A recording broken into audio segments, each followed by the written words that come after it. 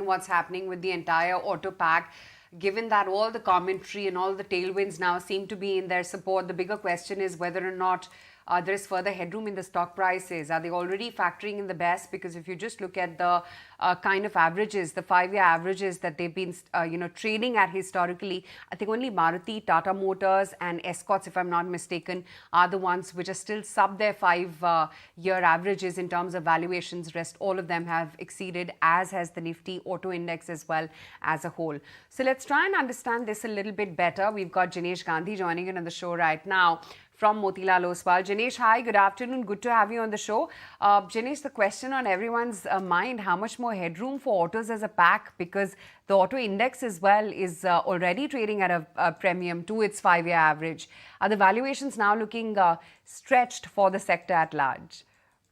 Hi, Isha. Good afternoon. So clearly, auto as a sector has done very well with keeping in line with how autos volumes have been performing, how earnings have been recovering. But if we take a step back and look at slightly longer period, clearly auto sector is coming back after 5 years of challenging times. It's only last year and a half of recovery, which we are seeing today. And we do believe that we will see sustained recovery in auto OEM volumes in India. So that's the first leg of driver. The second leg of driver from here on, what we see is recovery on the export side as well, where the OEM volumes, particularly on the two-wheelers, are bottoming out. And we do see scope of that recovering from second half FY24.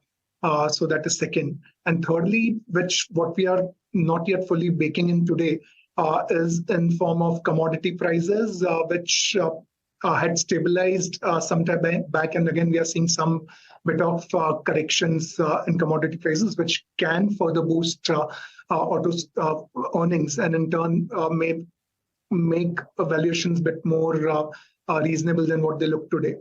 So that is one way to look at it. The second way to look at it is particularly we saw the rally first starting in passenger vehicle names, then commercial vehicles, and now we are getting into the two-wheeler side of the story.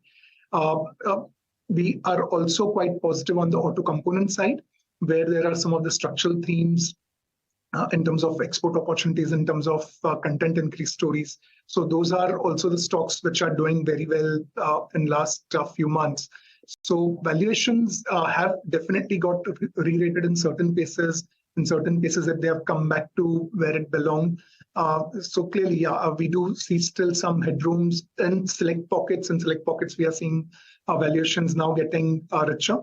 So that's our broad thoughts on the sector. Thoughts, but let's get stock specific, Jinesh, because I wanted to understand from you, what's your view, which is the most overvalued stock right now and which is the one which is ripe for a re-rating? So if you look at overvalued stock, so if you just go by the valuation parameters vis-a-vis the historical range, clearly there are stocks on, say something like TVS Motor, for example, which is trading at a premium to its historical range, probably because of its outperformance on the operating performance side in terms of market share recovery, in terms of margin recovery, so delivering on double-digit margin promise. So clearly, the re-rating which has happened vis-a-vis historical averages is driven by the fundamental parameters. So in that context, it is expensive than the historical averages, but there are reasons why it has happened. So in terms of on the auto component side, there are stocks which are trading at a substantial premium to historical averages. In certain cases, there is not so much long history likes of Sona BLW. Where they're trading at a substantial premium to the peers. And that is predominantly driven by the EV story around the business, the order book, which they've been adding every quarter, and because of which they're trading at a premium to the underlying sector. So one can't broad brush about the valuations in terms of cheap or in terms of expensive valuations. The underlying business parameters have been there. In terms of relative cheapness, clearly Mahindra still looks quite attractive in terms of valuations. It's still trading at a just about 15, 16 times on March 24 basis and has good, strong structural story around it.